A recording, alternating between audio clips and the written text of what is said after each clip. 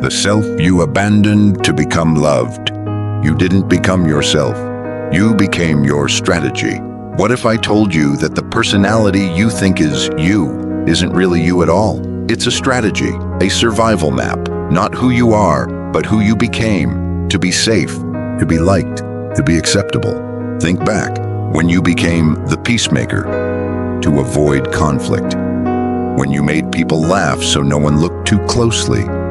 When you excelled at everything just to feel enough. You didn't become yourself.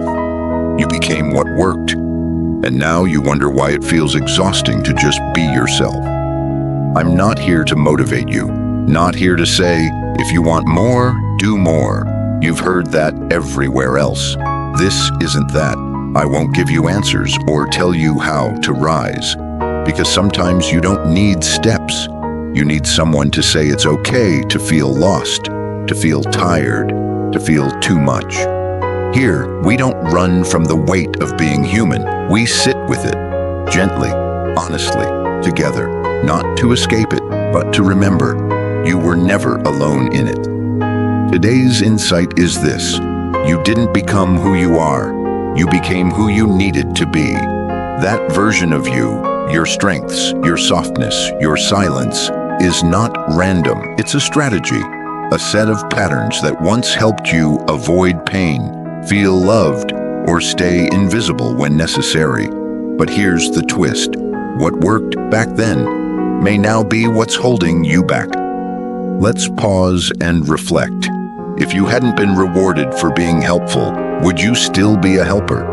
If no one punished your anger, would you still call yourself easygoing? If you weren't afraid of being judged, what would you say out loud? How many of your current traits are true? And how many are practiced? This isn't to shame your behavior. It's to uncover how deeply your past still drives your present. Because your identity might not be expression. It might be protection. Here's what this looks like in the real world.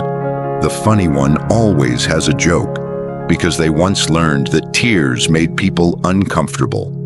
The strong one never asks for help, because they were admired only when they suffered silently. The easygoing one avoids conflict, because peace once meant safety. The overachiever never rests, because stillness once made them invisible. And yet, we call these things personality. We say, that's just who I am. But what if it's not who you are? What if it's who you became to stay loved? Let's pull back the layers and truly understand identity. Imagine a child, raw, open, undefined. No past, no fixed story, only the question, who do I need to be to belong here? As they move through life, the world begins to answer. When I'm helpful, I'm praised. When I cry, I'm punished or ignored. When I'm quiet, no one gets angry.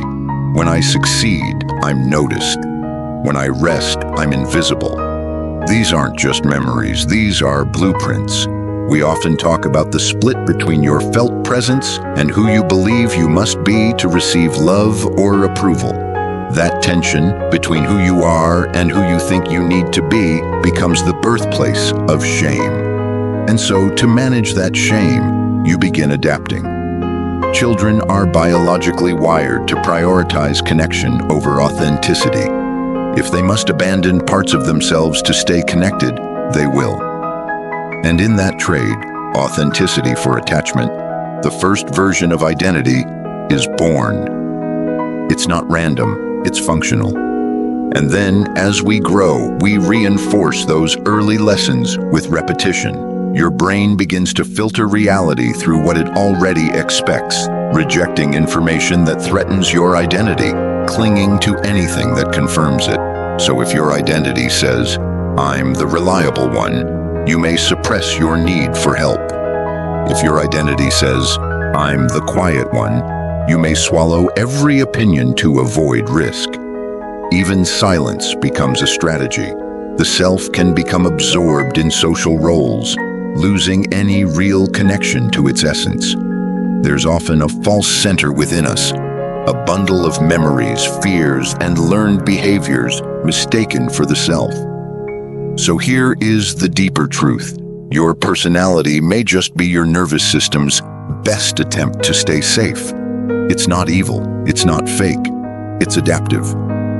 But the danger is when adaptation becomes identification, when you forget it was a tool and believe it is you. Because once this adapted self becomes the only voice you listen to, you can no longer hear the deeper self, the one beneath the mask, the one who witnessed all the adaptation but was never defined by it. So ask yourself gently, are you still living according to the survival logic of your childhood? Are you still adjusting yourself to people who no longer even notice? Because the deepest trauma isn't being rejected. It's forgetting that there was ever a you beneath the performance. But here's the miracle. If you were able to shape this identity once, you can also begin to unshape it, to peel it back gently and remember what existed before adaptation, not to become someone new, but to return to someone ancient, someone whole, someone who was always there. Here's the quiet truth. The self you think is you might just be the self that kept you safe. But you are not your strategy. You are the one who created it. That means you are not trapped by your personality. You are free to unlearn, free to choose, free to return. Return to the version of you that wasn't performing, wasn't avoiding, wasn't shrinking, just being. That version isn't far, it's under the strategy, waiting to be remembered. If this gave you something to sit with, something to rethink, or something to just quietly hold, that's enough.